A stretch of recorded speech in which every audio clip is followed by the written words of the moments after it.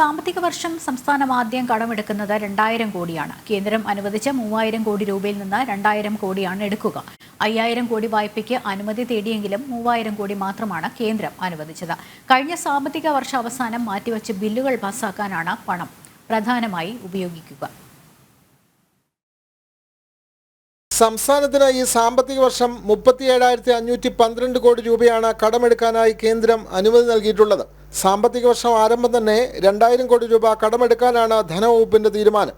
5000 കോടി രൂപ വായ്പയ്ക്ക് അനുമതി തേടിയെങ്കിലും 3000 കോടി മാത്രമാണ് കേന്ദ്രം അനുവദിച്ചത്. ഈ തുക ട്രഷറിയിലെ ബില്ലുകൾ മാറുന്നതിനായി ഉപയോഗിക്കും. കഴിഞ്ഞ സാമ്പത്തിക വർഷത്തിലെ മാറാൻ കഴിയാത്ത ബില്ലുകൾ അടിയന്തരമായി മാറാനും സംസ്ഥാന ധനവകുപ്പ് നിർദ്ദേശം നൽകിയിട്ടുണ്ട്. ഈ മാസം 28-നാണ് ആദ്യത്തെ കടമെടുപ്പ്. നിലവിൽ 37,512 കോടി രൂപയ്ക്ക് കടമെടുക്കാൻ കേന്ദ്രം അനുമതി നൽകിയിട്ടുണ്ടെങ്കിലും ഡിസംബർ 9 വരെ ഏതൊക്കെ കാലയളവിൽ കടമെടുക്കണം എന്ന കാര്യത്തിൽ ഇപ്പോഴും ആശങ്ക നിലനിൽക്കുന്നുണ്ട്. സാമ്പത്തിക വർഷം ആദ്യം തന്നെ കടമെടുപ്പിലേക്ക് സംസ്ഥാനം കടക്കുമ്പോൾ നിലവിലെ ധനപ്രതിസന്ധിയും വ്യക്തമാണ്. ജനം, തിരുവനന്തപുരം.